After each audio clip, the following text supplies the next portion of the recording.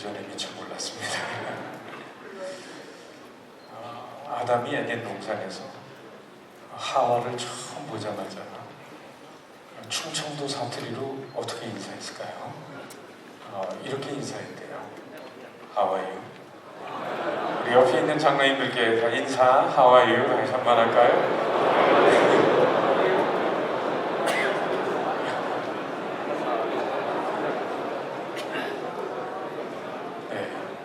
제가 오늘 이 밤에 시간은 길지 않지만은 은혜로운 얘기도 하겠고 또 재밌는 얘기도 할 텐데 우리 장로님들 많이 이렇게 하루 종일 피곤하셨으니까 많이 웃으세요. 건강에 보탬이 됩니다. 어느 목사님이 어느 교회 가서 부흥회를 했는데 부흥회할 때 재밌는 얘기를 했는데 교인들이 아무도 안 웃더라는 거예요. 그래서 안수 집사님께 물었더니 그러시더라는 거예요. 다음에 허락이 있어야 웃습니다. 참 우리 장로님들 웃으시러 보니까 굉장히 건강하신 것 같아요. 네, 성전 앞에 일하는 3명의 석공이 있었습니다. 지나가는 청년이 아저씨 뭐 하세요? 첫 번째 석공 아저씨에게 물었더니 한숨을 딱 쉬면서 나도 어쩌다가 이런 신세가 되는지 몰라. 두 번째 아저씨에게 같은 질문을 했어. 아저씨 뭐 하세요? 처자식 먹여 살려면 이거라도 해야지. 세 번째 아저씨에게 같은 질문을 했어요. 아저씨 뭐 하세요? 아까 두 아저씨와는 다른 의외의 대답이 나옵니다. 나는 비록 가난한 석공에 불과하지만 하나님의 위대한 성전을 짓고 있는 중이라네. 첫 번째 사람은 바로 한숨을 쉬면서 내가 어쩌다 이런 신세가 되는지 몰라. 이런 분은 그야말로 허무주의 인생관 속에 살아가는 인생입니다. 어디서 와서 무엇을 하다 어디로 가는지를 모르고 사는 것. 인생의 숙박해를 쓰지 못하고 사는 거죠. 제가 저 대전쯤에 가서 청소년 집회를 오래전에 청소할 때 한 적이 있는데요. 잘 데가 없어가지고 요간방에서 잤어요. 그런데 아줌마가 뭘 쓰라고 가져오더라고요. 보니까 숙박계예요. 그래서 성명, 주소, 주민등록번호 쓰고 나니까 3칸이 또 있더라고요. 쓰는 게 뭐냐면 출발지를 묻는 거예요. 요간방에서 별걸 다 묻는다. 그러면서 서울이라고 썼습니다. 두 번째 질문이 뭐냐면은 용무 왜 왔냐는 거예요. 아니 요간방에서 내가 잠자러 왔다. 잠자러. 투덜대면서 썼어요. 그리고는 다음 질문이 가관인데요. 그게 뭐냐면 다음 행선지. 정말 꼴값 들고 앉아있네. 아니 도대체 하룻밤 자다가 가는 인생인데 뭐 출발지, 용무, 다음 행선지를 묻고 있는 거예요. 그런데 투덜대면서 썼지만 여기 인생의 가장 본질적인 질문이 있더라고요. 네 인생 어디서 출발했냐? 네 인생 이 세상에 왜 태어났니? 인생의 목적이 뭐니? 이 세상 끝나고 나면 너 다음 행선지가 어디니? 만약에 제가 예수님을 안 믿었다면 제 출발지는 엄마 뱃속이겠죠. 용무는 코카콜라 뱃속에 있는 영어 단어 enjoy. 즐기는 인생이겠죠. 다음 행선지는 무덤에서 끝나는 거죠. 그러나 정말 예수님을 믿었기 때문에 하나님의 창조의 계획 속에 제 인생 출발되고 먹든지 마시든지 뭐 하든지 하나님의 영광을 위해서 제가 살아갈 수 있게 되고 꿈에도 그리던 영원한 천국의 다음 행선지가 있게 되어서 얼마나 감사한지 몰라요. 우리 장로님들도 그런 인생 숙박계를 쓰고 계신 줄 믿습니다. 네. 그런데 두 번째 아저씨는 처자식 먹여 살리려면 이거라도 해야지. 이거는 쾌락주의, 물질주의 인생관이죠. 저도 대학교 2학년 때 교회 첫 발을 디뎠는데 안 믿는 가정에서 자랐거든요. 그래서 제가 대학교 2학년 때 제 주량이 소주 3병 반을 먹었어요. 아버님이 영화사를 하셨는데, 그래서 제가 옛날 연예인교회 담임 목사가 됐는지도 몰라요. 어려서 필름, 장난감이고 배우들만 보고 자랐거든요. 그런데 그 아버님이 데리고 다니면서 6살 때부터 소주를 가르치셨어요. 먹고 선술집에 가서 돌리면 저도 먹고 옆으로 돌리고, 그래서 술을 많이 먹었습니다. 자, 그런 예수님 안 믿었다면 정말 이 세상의 쾌락과 즐거움에서 살았겠죠. 뭐 정말 대학교 1학년 때는 친구들 만나면 그냥 매우 쳐라 하도 고스톱을 치면서 저희는 중마고우라고 그랬어요. 중마고. 죽치고 마주 앉아 고돌이 치는 친구라. 정말 성경에 나오는 대로 에베소서 2장 1절에 이 세상 풍속을 쫓고 공중의 권세 잡은 자, 이 불순종의 영 사단을 따라 살면서 육체와 마음이 원하는 대로 해서 영적으로 죽어있는 인생을 살았을 겁니다. 여러분, 내일 지구가 멸망해도 난 두렵지 않다. 누가 말했을까요? 내일 지구가 멸망해도 난 두렵지 않다. 누가 말했냐면 하루살이가 말했습니다.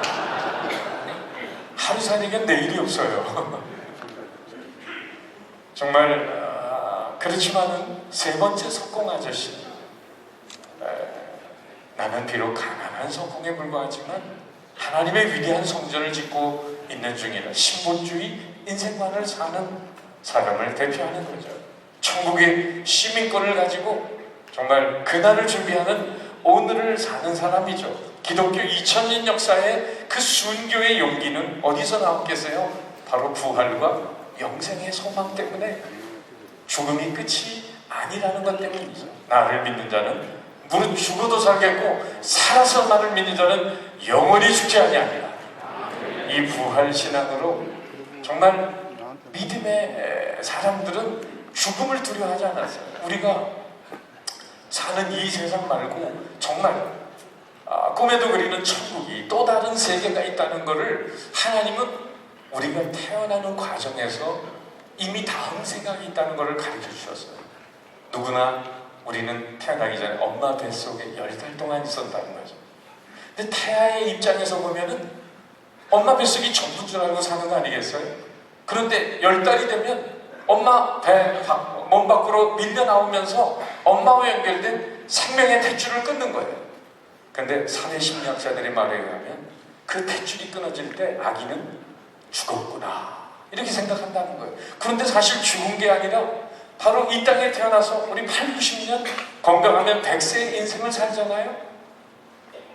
마찬가지로 이 땅에서 우리가 살다가 때가 돼서 우리의 생명의 줄이 끊어지면 그것이 끝이 아니라 하나님이 준비하신 영원한 세계로 나가게 되는 줄 믿습니다. 바로 그렇게 우리는 그런 면에서 종교개혁자로부터는 인생은 2날밖에 없다. 바로 today, 오늘과 그리고 주님 앞에서는 that day, 그날이다. 한번 따라할까요? 장관님들, 오늘. 그날. 바로 오늘은 그날을 준비하는 날이에요. 그리고 주님 앞에 서는 그날은 우리가 살아온 모든 생애의 의미를 부여해주는 날입니다. 사실 오늘이 며칠이죠? 7월 며칠인가요? 7월 4일이면 내일이 7월 5일이면 사실 내일 아침에 만나셔도 또 오늘을 삽니다.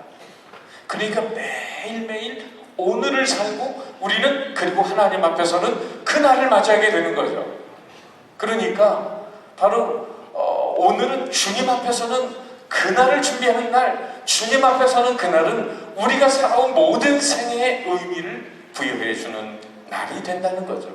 영어로 말하면 이 땅의 삶은 예고편입니다.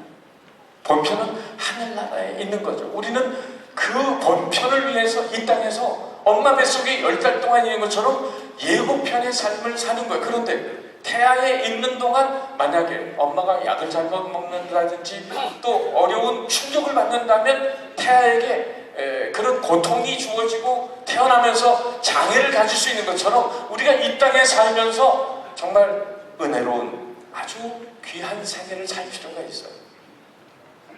엉터리로 살지 않아야 될 이유가 바로 다음 생애를 준비하는 생애이기 때문이에요. 여러분, 어제 잘 주무셨어요? 죽음의 연습입니다. 언젠가 깊이 잠들 때가 있다는 거예요. 오늘 아침에 잘 일어나셨어요? 부활의 연습입니다.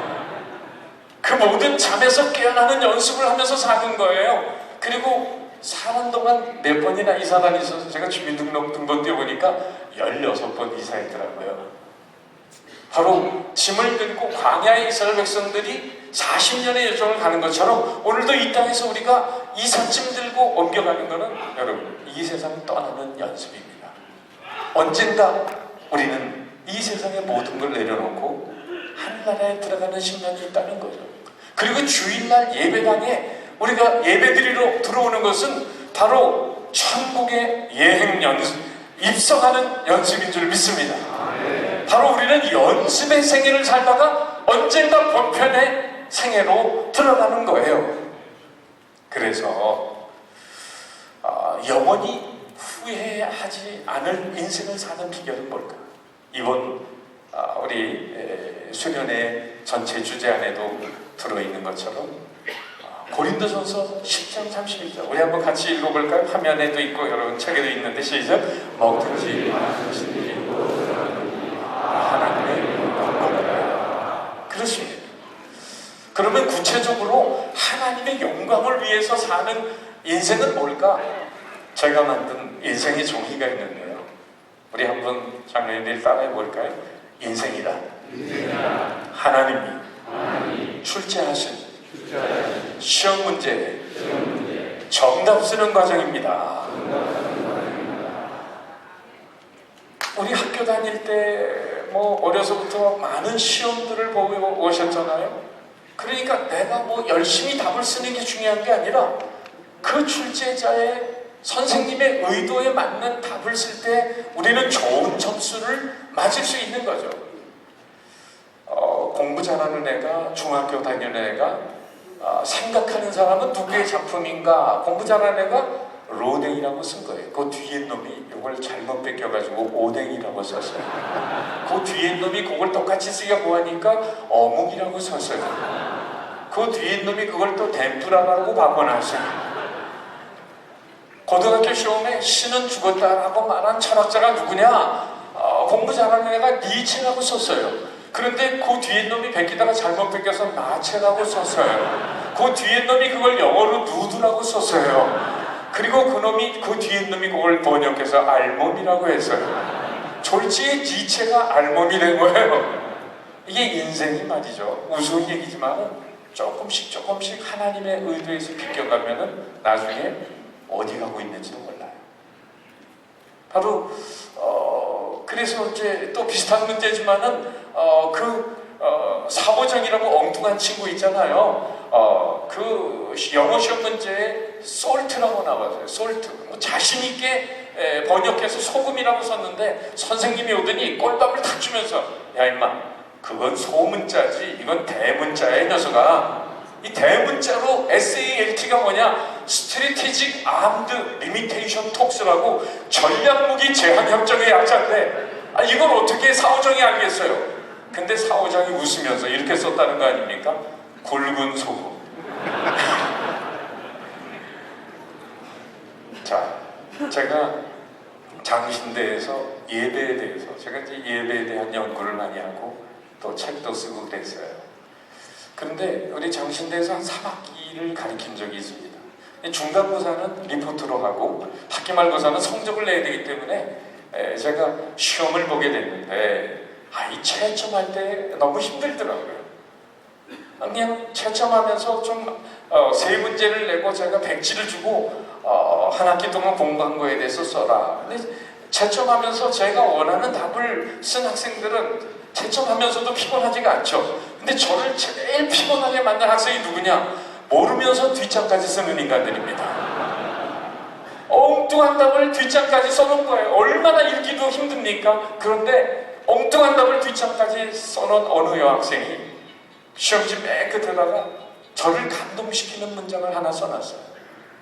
교수님, 이제껏 만난 교수님 중에 교수님처럼 핸섬한 남자는 처음이었습니다. 할렐루야. 너무 기분 좋은 날이었지만은 사실 점수하고는 무관했습니다. 그건 정답이 아니잖아요.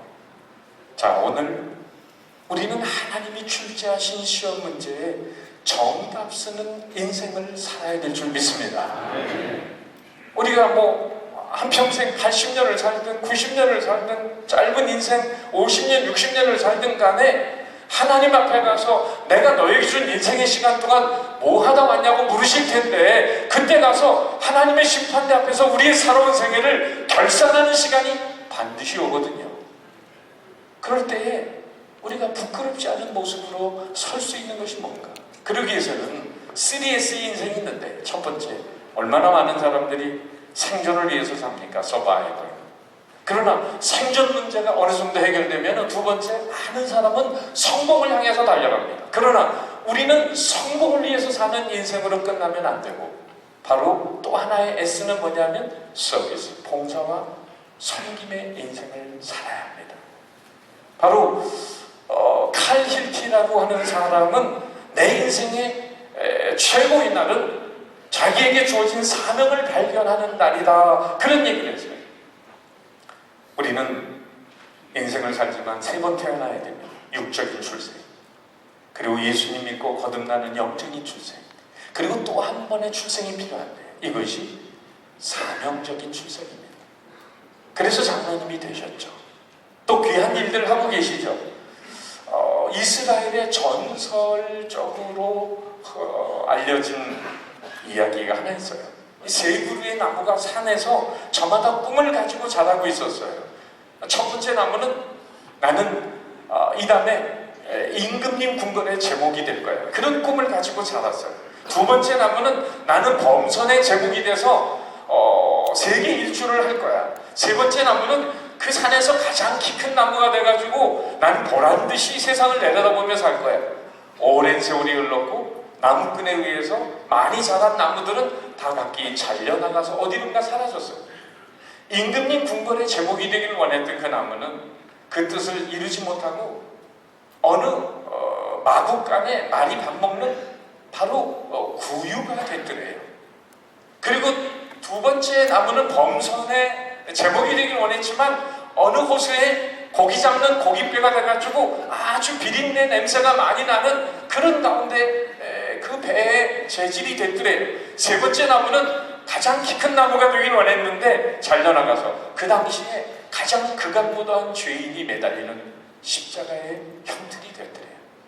알고 보니까 저마다 자기의 꿈은 하나도 이루지 못했지만은 첫 번째 나무는 만왕의 왕이신 아기 예수님을 담아내는 그 말구의 나무가 됐더래요. 두 번째 나무는 바로 예수님께서 갈릴리 시몬 베드로의 그 배에 올라서 말씀을 전하시는 강단이 됐더래요. 세 번째 나무는 바로 인류의 구원자로신 예수님이 달리시는 그 십자가의 나무가 되었더랍니다. 여러분, 무엇이 성공이고 무엇이 실패입니까? 바로 그런 면에서 우치무라 간조라고 하는 사람은 이런 얘기를 했어요. 일본의 유명한 신학자, 실패는 죄가 아니다. 목적이 잘못된 것이 죄다. 실패는 죄가 아니다. 여러분, 인생을 살면서 사업에도 실패하실 수 있고, 심지어 우린 결혼에도 실패할 수 있고, 이런저런 실패를 할 수, 건강에도 실패할 수 있고, 그렇지만은 목적이 빗나간 것은 이건 죄가 된다는 겁니다.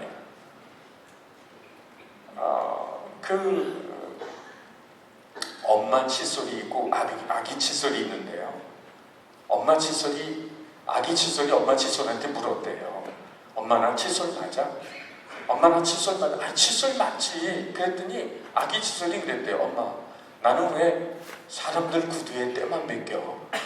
옛날에 그 쓰다 남은 칫솔 가지고 구두, 슈시한 부위들이 여기 구두 때 벗기는데 쓴 거 있잖아요. 여러분, 이걸 4글자로 고상한 용어로 뭐라 그러는 줄 아세요? 용도 변경이라고 하는 겁니다. 오늘 겉으로 볼 때는 화려하고 멋있는 인생을 사는 것 같지만 하나님이 보실 때는 용도 변경된 인생들이 있다는 겁니다. 그런 면에서 여러분, 제가 이 마이크를 쥐고 있습니다만 이 마이크의 존재의 목적이 뭘까요? 누가 만들었나? 이 마이크라는 사람이 만들었나? 그건 모르겠어요. 그런데 이 마이크의 존재의 목적은 마이크를 붙들고 있는 사람의 목소리를 증폭해서 여러분에게 잘 듣게 하는 목적을 가지고 만들어졌어요. 그런데 만약에 그냥 바닥에 뚝 떨어진 채로 이 마이크가 놓여있다고 한다면 이 마이크는 바로 자기의 목적을 잃어버린 채 있는 거죠. 여러분, 우리가 위대한 인생을 사는 비결은 지금 이 마이크가 제 손에 들려서 여러분에게 제가 하나님 말씀을 전하는데 쓰일 때 의미가 있고 가치가 있는 것처럼 오늘 우리들도 하나님의 손에 들려 쓰임받을 때 가치 있는 인생을 살 줄로 믿습니다. 그렇습니다. 모세가 위대한 인생을 살았던 이유는 다른 데 있지 않아요. 여러분, 삼손이 나귀 턱뼈를 가지고 블레셋 1,000명을 쳐 죽였는데 사사기에 보면은, 자, 질문 드릴게요. 삼손의 위대함인가요? 나귀 턱뼈의 위대함인가요? 둘 중에 하나를 고른다면? 그거는 나귀 턱뼈의 위대함이 아니라 나귀 턱뼈를 쥐고 있는 삼손의 위대함이죠.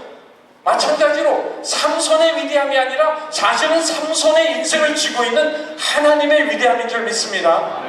모세도 마찬가지예요. 모세가 정말 위대한 하나님의 도구로 쓰임받은 이유, 그가 위대한 인생을 산 까닭은 하나님의 손에 귀하게 들려 쓰임받은 인생이었다는 거죠.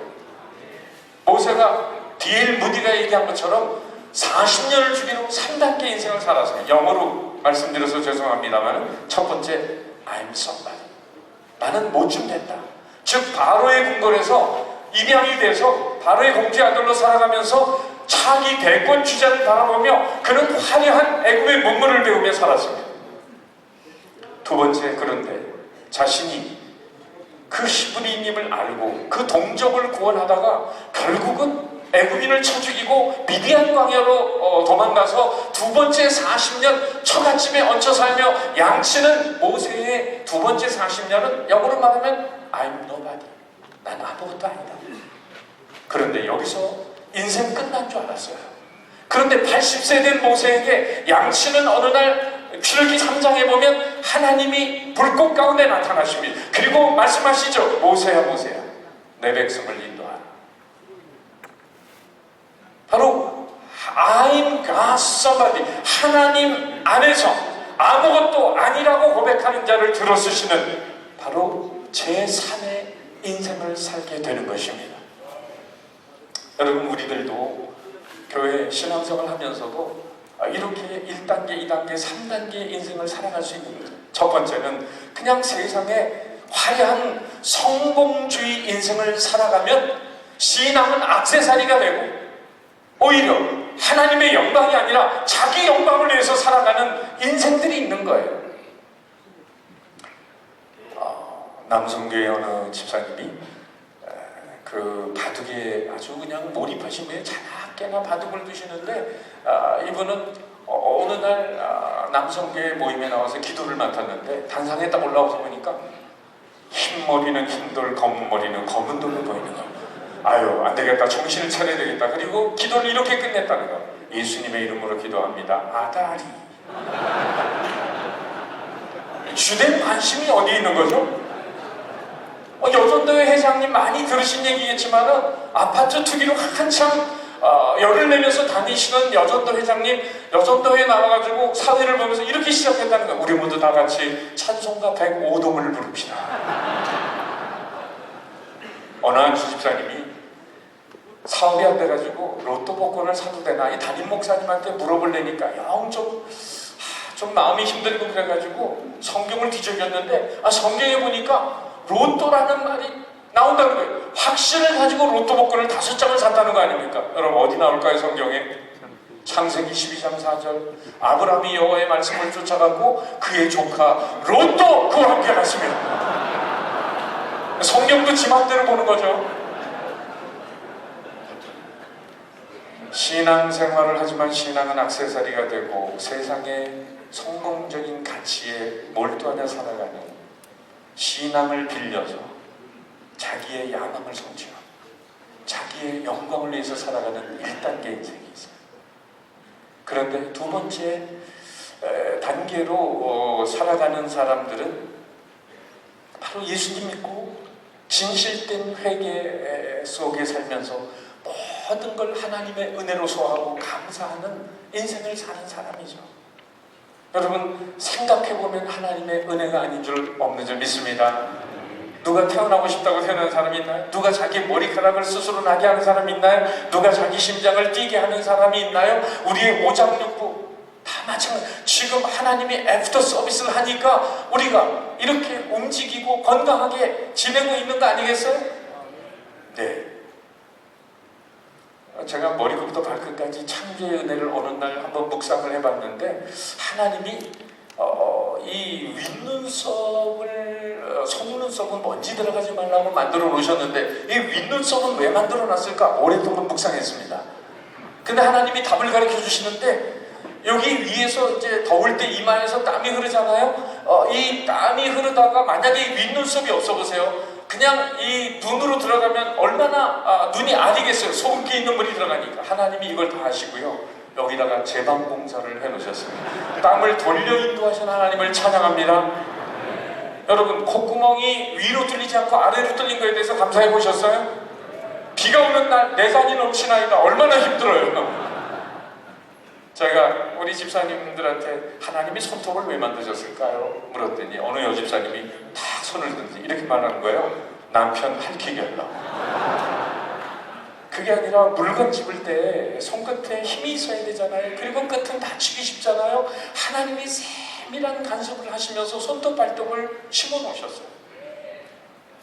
여러분 창조의 은혜, 십자가 구속의 은혜, 거기다가 또 보이지 않는 손길로 인생의 목덜미를 붙들주고 인도하신 은혜. 제가 소망교회 곽선희 목사님 계실 때 부목사를 했어요.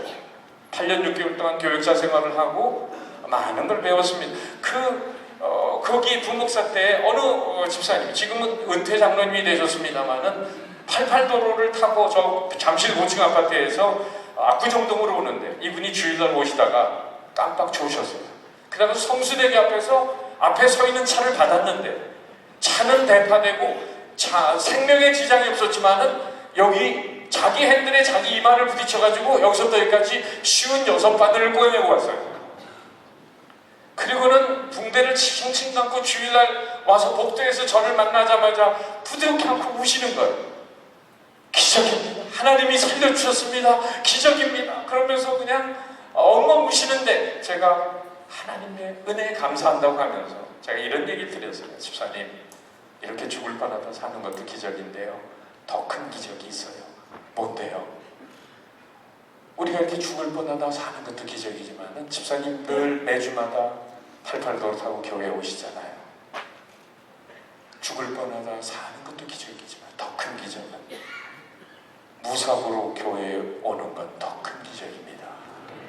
여러분 죽을 뻔하다가 살아나야 비로소 감사가 기도가 나온다면 평생 몇 번 죽을 뻔해야 될까?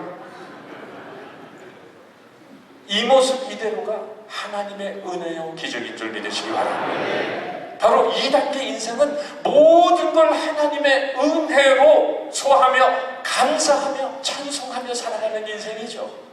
바로 그래서 우리가 잘 아는 나를 지으시니가 하나님, 나를 부르시니가 하나님, 나를 보내시니도 하나님, 나의 나름은 하나님의 은혜로 된 것은 하나님의 은혜, 한량없는 은혜, 갚을 길 없는 은혜, 내 삶을 내어서는 하나님의 은혜, 나 주저없이 그 땅을 밟은도 나를 붙드시는 하나님의 은혜인 줄 믿습니다. 자, 모세는 이제 80세가 돼서 자기 인생이 끝났다고 생각을 했어요. 그런데 하나님께 제3의 인생을 살아가도록 하나님의 부름을 받습니다. 참 하나님 이상하세요. 아니 40년 훈련시켜가지고 80년 써먹으시지 왜 80년 바로 애굽의 궁굴에서 문물을 가리키고 또 40년 즉 성품 훈련, 광야 현지 지리답사 훈련, 그러면서도 또 양치는 목자로서의 목자 훈련, 리더십 훈련, 그 겸손의 훈련, 온유의 훈련, 알게 모르게 하나님이 모세라는 인생의 배후에서 그를 진정한 지도자로 만들고 계셨어요. 그리고 80세 된 어느 날 하나님이 딱 나타나시더니 내 백성을 인도하라고 말씀하십니다. 아, 하나님은 준비되지 않은 자를 쓰실 수 없는 거구나. 바로 광야에서 고독한 훈련, 언어 훈련, 성품 훈련, 목자 훈련, 광야 현지 지리학훈련, 이거 200만을 이끌고 나가야 되거든요. 바로 그런 면에서 하나님이 40년을 또한 광야에 가둔 채 광야로 인도해 나갈 목자 모세를 알게 모르게 훈련하고 계셨다는 사실이죠. 그래서 모세의 온유함이 온 지면에 승하더라. 미리암이 영적 권위에 도전할 때 옛날 같았으면 그 다혈질 애구인을 쳐 죽이던 혈기를 가지고 만약에 반응했다면 얼마나 불상사가 났겠어요. 그러나 모세는 오히려 원컨대 저를 고쳐달라고 기도하면서 하나님의 긍휼이 임하도록 하잖아요. 바로 그런 면에서 훈련받지 않은 사람은 지도자가 될 수 없다는 거죠. 내 능력으로 할 수 없지만은 하나님의 능력으로 할 수 있는 줄 믿습니다. 골프도 보면 내 힘을 빼는데 3년 걸린다면서요. 내 힘이 많이 들어가면 하나님이 들어올 여지가 없는 거예요. 저는 수영을 못합니다. 왜냐하면 안 믿는 가정에서 살다 보니까 어머님이 청년 때도 여름만 되면은 어디 가서 뭘 보고 오셔가지고는 이러는 거예요. 얘야, 올해는 물가에 가면 안 된다더라. 아니 이걸 매년 얘기하시니 제가 물이 무서워서 물가에 갈 수가 있어야죠. 공 가지고 노는 운동은 제가 고등학교 때 핸드볼 선수를 했는데 동성고등학교를 나와가지고 그런데 이 물만 보면 무서운 거예요. 그러다가 제가 예능교회 담임 목사가 되고 난 다음에 몇 년 뒤에 정릉에 가가지고 정릉 사우나의 냉탕에서 제가 물에 뜨는 부력의 은혜를 체험했다는 거 아닙니까? 냉탕에 물을 몸을 맡겼더니 쑥 빠지는 것 같더니 잠시 후에 물이 물 표면으로 제가 떠오르는데 이게 부력의 은혜로구나. 모세가 자기 힘이 많이 들어갔을 때는 하나님이 쓰실 수가 없었어요. 내 힘을 빼니까 하나님이 위대한 쪽으로 쓰기 시작합니다. 그게 40년 걸렸어요. 바로 그 40년 준비가 된 80년의 준비가 된 모세에게 오늘 물으시는 오늘 설교 제목, 내 손에 있는 것이 무엇이냐. 따라할까요? 내 손에 있는 것이 무엇이냐. 여러분, 제3의 인생을 살아가야 하는 사람이 인식해야 될 첫 번째 의식이 뭐냐면은 바로 그가 이르되 지팡이입니다. 지팡이인지 누가 모르나요? 그런데 이 하나님이 지금 내 손에 있는 걸 뭐냐고 묻는데 하나님이 몰라서 물으시는 건가요? 아니죠. 그럼 왜 이 질문을 던지시는 겁니까? 너의 80년의 인생을 누가 투자해서 빚어 만들었는지 네가 아느냐는 겁니다. 즉 한마디로 말하면 하나님의 주권의식, 하나님의 주인됨을 네가 분명히 알고 있느냐는 거예요. 네가 40년 애국의 문물을 경험하고 40년 동안 광야에서 하나님의 사람으로 성품으로 준비되는 80년이 걸리기까지 네 인생은 너의 인생의 배후에서 내가 투자하고 내가 빚어 만든 인생임을 말씀하고 있는 것입니다. 오늘도 우리가 하나님의 영광스러운 역사를 위해서 우리가 정말 가져야 될 중요한 첫 번째 의식은 우리가 가지고 있는 지팡이 안에 모세 인생의 전부가 함축되어 있는데 생명, 건강, 물질, 대인관계, 학식, 경험, 은사 많은 것들이 모세의 지팡이에 함축되어 있는 것입니다. 오늘도 하나님은 우리 장로님들에게 물으십니다. 네 손에 있는 것이 무엇이냐? 네가 가지고 있는 모든 것이 누구의 것이냐고 물으시는 것입니다. 바로 이 하나님의 주권의식이 분명하게 살아날 때만이 하나님의 손에 붙들려 위대하게 쓰임받는 인생으로 가는 첫 번째 걸음이 되는 것이에요. 모세가 어떻게 정말 그 바로의 명령으로 히브리인들이 고난을 당하고 압제를 당할 때 더 이상 그 히브리 산의 아이를 기를 수 없을 때 나일강에 던져져서 수많은 히브리인들의 아기가 악어밥이 돼서 나일강 피로를 들었습니다. 넉 달 동안 기르고 숨겨있다가 도저히 이제 더 이상 기를 수 없을 때 갈대 상자에 담아서 모세를 띄우게 되는데, 자 여러분, 바로의 공주의 목욕하는 곳으로 그 갈대상자가 흘러가게 하시는 분은 누구십니까? 그리고 그 아이를 보자마자 기르고 싶다는 마음을 주신 분은 누구십니까? 그리고 그 아이가 애굽에서 문물을 배우도록 40년을 자라도록 그 역사하신 분은 누구십니까? 그리고 애굽인을 쳐 죽인 다음에 바로 광야 40년의 처갓집 신세를 지면서 40년 양치는 목자로 살면서 알게 모르게 위대한 지도자의 성품으로, 그리고 광야 훈련으로, 그런 고독 훈련으로 그렇게 훈련하신 분은 누구십니까? 그렇다고 한다면 오늘 내 인생의 지팡이는 바로 누가 주신 것입니까? 그렇습니다. 제가 태어날 때 어떻게 태어났는지 아세요? 저는 삼남이녀의 막내로 태어났는데 저희 할머니가 그냥 연속극에 나오는 강부자보다도 더한 시어머니, 저희 어머님을 40년 이상 시집살이를 시켜가지고요, 제가 어렸을 때 어느 정도냐면은 할머니를 죽이고 내가 평생 우리 엄마를 위해서 형무소에서 살을까? 이런 생각을 할 정도로 저희 할머니가 일찍 과부가 돼가지고 저희 어머니를 날마다 잡는 거예요. 그러니 어머님이 저를, 막내인 저를 40 가까운 나이에 낳을 때는 도저히 기를 수 없다는 생각을 하신 거예요. 그래서 할머니가 마을 간 사이에 저를 지우려고 밖에다가 얘기를 해놓고 밖으로 나가는데 마을 갔다 오신 할머니하고 딱 거기 부딪힌 거예요. 너 어디 가니? 그래서 제가 태어났어요. 할렐루야. 야, 정말 인생 기구하죠? 누가 태어나고 싶다고 태어나나? 누가 자기의 길을 한자라도 할 수 있나? 누가 자기의 생명에 시간을 조절할 수 있나? 여기까지 산 모든 것은 하나님이 투자하신 전적인 은혜인 줄 믿으시기 바랍니다. 그렇습니다. 어떤 물건에 대해서 주인 되는 비결은요, 두 가지가 있어요. 하나는 만들면 된 것. 우리 어린아이들이, 어린 아들이 종이 비행기로도 접으면 그건 자기가 만들었기 때문에 그 자기 거예요. 또 하나는 뭐죠? 어떤 물건에 대해서 값주고 산 게 내 것입니다. 오늘 우리가 가지고 있는 모든 물건 누군가 만들었고 누군가 값주고 산 거예요. 우리가 선물을 받았어도 마찬가지입니다. 그러니까 여러분, 하나님이 바로 이 두 가지를 만족시키셨습니다. 우리를 창조하셨습니다. 모태로부터 그 형질을 조직하셨습니다. 뿐만 아니라 우리를 십자가의 보혈의 피로 우리의 죄값을 구속해 주셨습니다. 그러면 우리의 인생은 누구 겁니까? 우리는 하나님 겁니다. 하나님의 바로 주인 의식을 가지고 살아야 하는 거죠. 그래서 사도 바울은 나의 나됨은 하나님의 은혜로 된 것이라고 고린도전서 15장 10절에 고백하고 있는 거예요.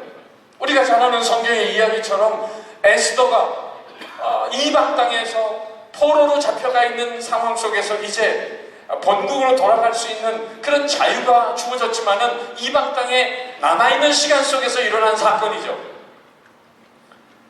그럴 때 하나님의 특별한 섭리 가운데 유대인 출신인 에스더가 바로 아하수에로 왕의 왕비로 간택이 되지 않았습니까? 그런데 문제는 하만이라는 작자가 이 모르드게를 안 입고 하면서, 에스더의 사촌오빠인 모르드게를 안 입고 하면서 아예 모르드게의 민족을 다 몰살하는 계획을 세워가지고 왕을 꼬셔서 어인을, 도장을 찍어놨습니다. 그리고 제비를 뽑아가지고 어느 날 다 몰살시킨다는, 이 제비 뽑는다면서 부림이라는 게 나와서 부림전이 여기서 나옵니다. 그런데 그때 모르드게가 전가를 하면서 말하잖아요. 네가 왕후의 위를 얻은 것이니 이때를 위함이 아니냐. 만약에 네가 잠잠하에 말이 없다면 하나님은 다른 방법으로 우리와 우리 민족을 구원하겠지만 너와 네 가족은 망하리라. 그때 에스더는 죽으면 죽으리라. 하나님의 섭리 속에 내가 왕비로 간택이 되고 지금 아하수의 왕비가 된 것은 잘 먹고 잘 살려고 나를 출세시킨 것이 아니라 이 민족의 위기 가운데서 우리 민족의 구원을 위하여 하나님이 섭리 가운데 예비하신 은총이었구나. 오늘 우리들도 마찬가지입니다. 바로 지식과 경험과 성품과 은사와 대인관계, 여러분 누구 지팡입니까?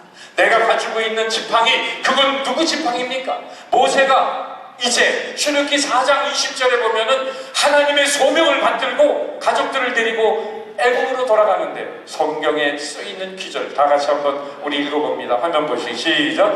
모세가 애굽으로 자기의 가족과 함께 돌아가는데 하나님의 지팡이를 누구 지팡이를 잡았어요? 이걸 고상한 말로 소유권 이전 등기가 끝났다고 하는 것입니다. 오늘도 우리가 신앙생활 하면서도 여전히 자기 주인의식을 가지고 자기의 지팡이로 살아가는 사람들이 있습니다. 그런 사람들은 하나님 앞에 깨평주는 그런 삶을 살아가는 거죠.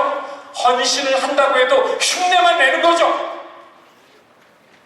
전체가 내 인생 전체가 하나님이 투자한 인생이라는 사실을 망각하고 하나님 앞에 깨평주는 인생을 살아가는 신자들이 있습니다. 나는 그 하나님의 주권의식이 분명한 모세에게 물으시는 두 번째 질문 겸 하나님의 요구가 있습니다. 바로 17절 말씀 다 같이 한번 읽어볼까요? 시작. 너는 이 지팡이를 잡고 이것으로 이적을 행할지니라. 여러분 아시는 대로 이 제3의 인생을 살아가는 자가 가져야 될 두 번째 의식은, 첫 번째는 하나님의 주인의식, 두 번째는 거룩한 사명의식. 따라합시다. 거룩한 사명의식. 그렇습니다. 오늘 내게 주신 것을 하나님 손에 맡길 때에 위대한 기적의 역사가 일어날 줄 믿습니다. 여러분 볼품없는 양채는 지팡이에요. 그런데 티끌을 치니까 이로 변하고, 그 바로 앞에 가서 던지니까 뱀이 되고, 그리고 하수를 치니까 피로 변하고, 그리고 또 지팡이로 칠 때에 개구리들이 나타나서 애굽의 백성들을 심판하고, 그리고 그 지팡이를 가지고 홍해 앞에서 휘두를 때 홍해 바다가 갈라집니다. 그리고 호렙산에 올라가서 이 지팡이를 잡고 아론과 훌의 도움을 받으면서 기도할 때 아말렉을 여호수아의 군대가 물리치는 승리의 역사가 일어납니다. 여러분 하나님이 주신 고귀한 선물들을 하나님 손에 다시 맡겨드려야 합니다. 바로 제가 고향이, 제가 태어나는 저는 순서울산입니다. 신당동 130번지에서 태어났습니다. 한 100평 정도 되는 한옥집이었는데요.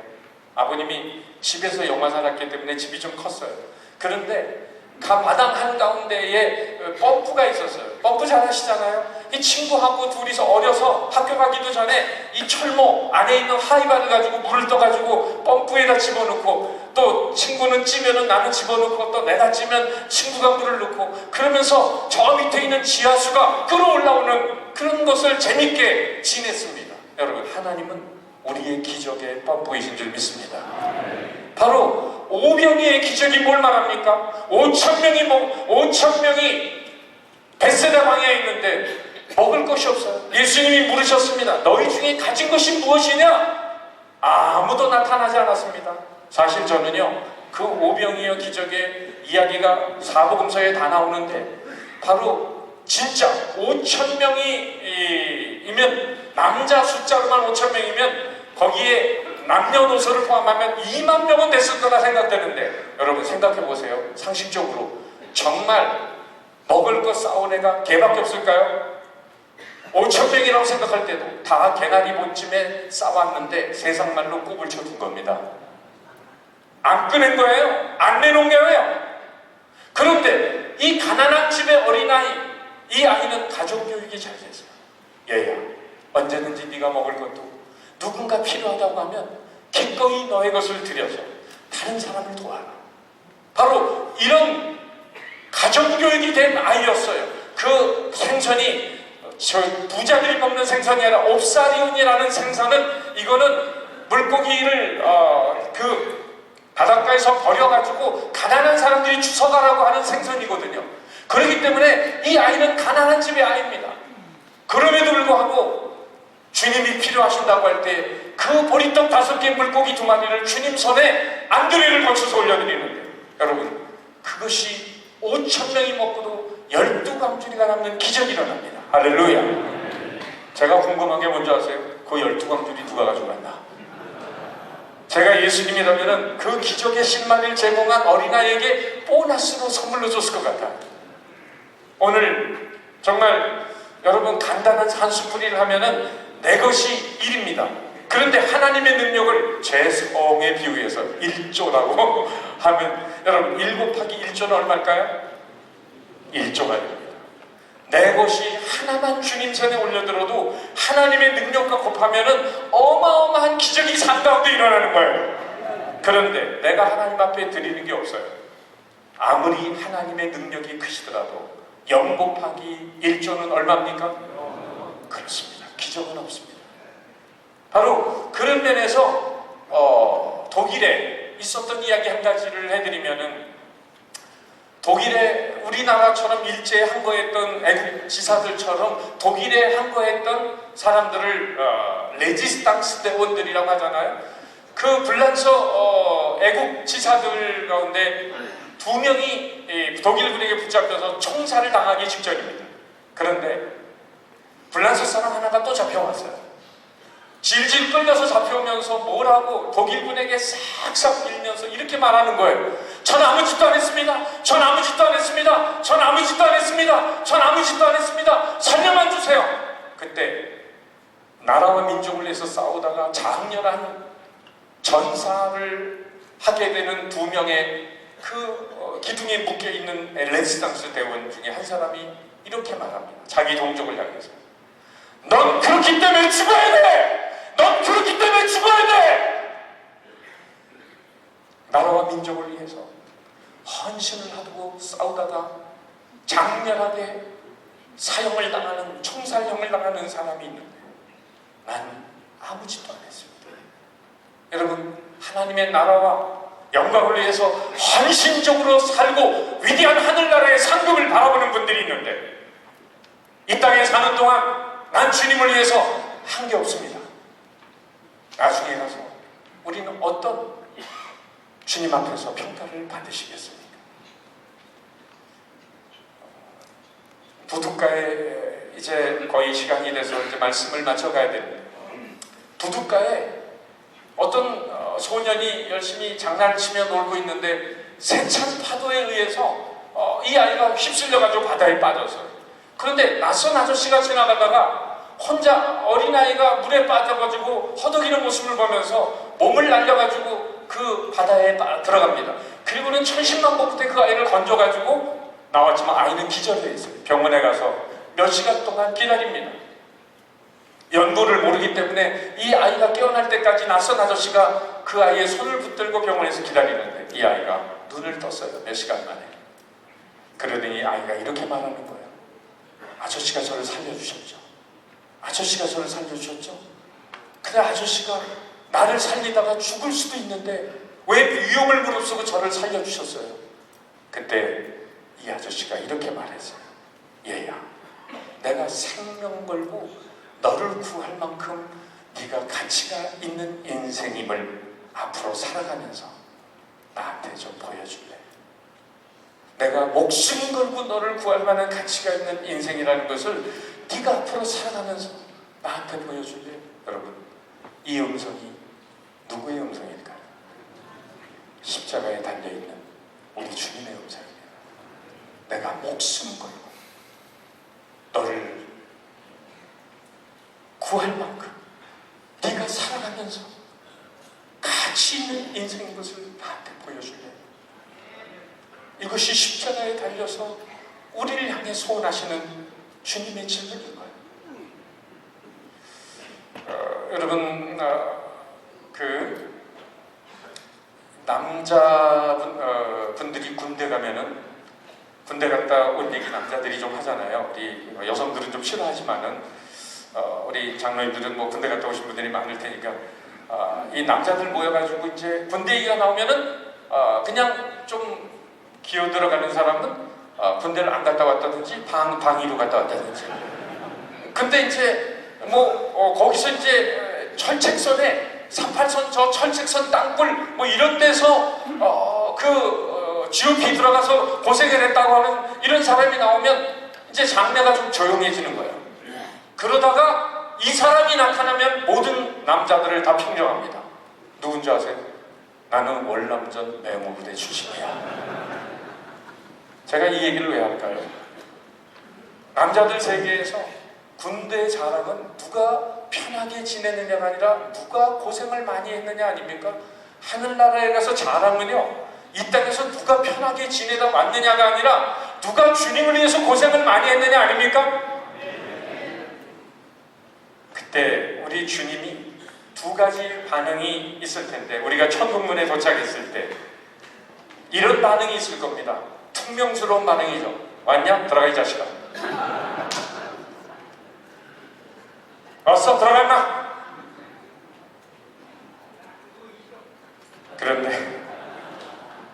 그런데 또 한 사람은 이제야 왔니? 나 때문에 얼마나 고생 많아. 나와 함께 천국에 들어가서 이 기쁨을 누리자꾸나. 여러분은 어떤 영접을 받길 원하십니까? 아까도 말씀드렸지만 인생은 두 날이 있다. 오늘과 주님 앞에서는 그날. 오늘은 그날을 준비하는 날. 주님 앞에서는 그날은 우리가 살아온 모든 생의 의미를 부여해 주는 날. 품자 들어가는 두 단어가 있습니다. 하나는 따라합시다. 상품, 작품. 무슨 차이가 있을까요? 상품은 팔리는 게 목적입니다. 작품은 주인의 영광을 드러내는 게 목적입니다. 상품은 값에 따라 팔립니다. 작품은 가치에 따라 팔립니다. 상품은 시간이 갈수록 고물이 됩니다. 작품은 시간이 갈수록 진가를 발휘합니다. 우리 장로님들께 묻겠습니다. 상품으로 사시겠습니까? 작품으로, 그분의 영광을 드러내는 작품으로 사시겠습니까? 오늘 물으셨습니다. 우리 하나님께서 내 손에 있는 것이 무엇이냐? 너는 이 지팡이를 잡고 이것으로 나의 영광스러운 구원의 역사를 위해 이적을 행할지니라. 바로 그 두 가지는, 첫째, 하나님의 주권의식. 내 모든 삶은 하나님의 주인이시다. 또 하나는 바로 나의 삶을 투자하시고 여기까지 인도하신 하나님, 그분을 위해 거룩한 사명의식을 가지고 달려갈 때 하나님의 영광을 받으시고 우리 천국문 앞에서 뜨거운 영접을 우리 장로님들, 목사님들에게 그렇게 해주실 줄